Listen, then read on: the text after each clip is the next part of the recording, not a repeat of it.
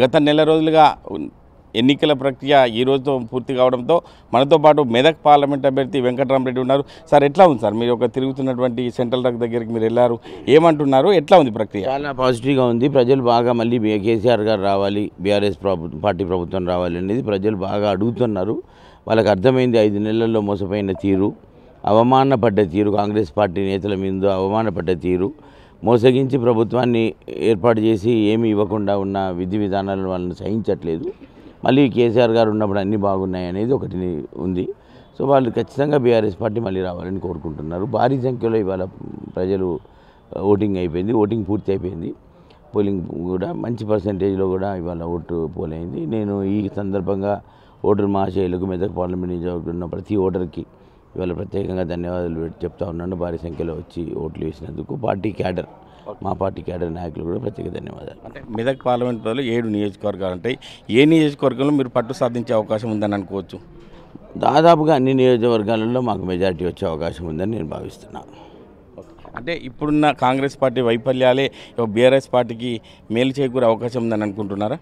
అంటే రెండు, ఇక్కడ బీఆర్ఎస్ పార్టీకి మెదక్ జిల్లా, ఉమ్మడి మెదక్ జిల్లా కంచుకోట మొదటి నుంచి కూడా. మొన్నటి అసెంబ్లీ ఎలక్షన్లో కూడా మా మార్జిన్ 2,40,000 అట్లాగే ఉండిపోయింది. ప్లస్ క్యాడర్ పటిష్టంగా ఉన్న జిల్లా ఇది. రెండోది ప్రభుత్వ విఫలం, మళ్ళీ హామీలు ఇచ్చి గ్యారెంటీలు ఇచ్చి విఫలమైన తీరు. మూడవది మేము క్యాంపెయిన్ సరళి, మా కార్యకర్తలు, మా నాయకులు, మా మండల స్థాయి, గ్రామ స్థాయి, జిల్లా స్థాయి నాయకులు చాలా కష్టపడ్డారు. తర్వాత క్యాడర్ కష్టపడింది. సో వాళ్ళందరూ కష్టపడ్డారు కాబట్టి తప్పకుండా మాకు భారీ విజయం సాధిస్తామని విశ్వాసం ఉంది. 3 త్రిముఖ పార్టీల్లో బీఆర్ఎస్ పార్టీకి, బీజేపీ పార్టీ, కాంగ్రెస్ పార్టీ ప్రతిపక్షంగా ఉండబోతుందా? లేదు, యాక్చువల్గా మాకును బీఆర్ఎస్ ఆ 2 పార్టీలు వాళ్ళకి ఎవరి మధ్యలో ఎవరికి ఎక్కువ వస్తాయని వాళ్ళు చూసుకోవాలి తప్పితే మాకు వాళ్ళకి చాలా వ్యత్యాసం ఉంటుంది. ఓవరాల్గా చూసుకుంటే బీఆర్ఎస్ పార్టీకి సంబంధించిన కార్యకర్తలకు, ఓటర్స్కు మీరేం చెప్తారు సార్? చివరగా ప్రత్యేక ధన్యవాదాలు చెప్తా ఉన్నాను. ఇవాళ బీఆర్ఎస్ పార్టీ కార్యకర్తలు, బీఆర్ఎస్ పార్టీ నాయకులు ఇవాళ కేసీఆర్ గారి పిలుపు మేరకి, కేటీఆర్ గారి పిలుపు మేరకి, హరీష్ రావు గారి పిలుపు మేరకి పూర్తిగా ఇవాళ హరీష్ అన్న ప్రతి నుక్ అండ్ కార్నర్ ఇవాళ తిరిగారు. ఇవాళ ప్రతి చోట వారు ఉన్నారు. క్యాడర్ని సమాయత్తం చేశారు, మంచి నాయకత్వం ఇచ్చారు. వారి క్యాడర్ని ప్రతి విషయంలో వాళ్ళకి అందుబాటులో ఉండి వాళ్ళ డౌట్స్ అన్ని క్లారిఫై చేశారు. దానివల్ల క్యాడర్ పూర్తిగా ఇవాళ విశ్వసించింది. నాయకత్వాన్ని కూడా సారు వెన్నంటూ ఉండి చేశారు.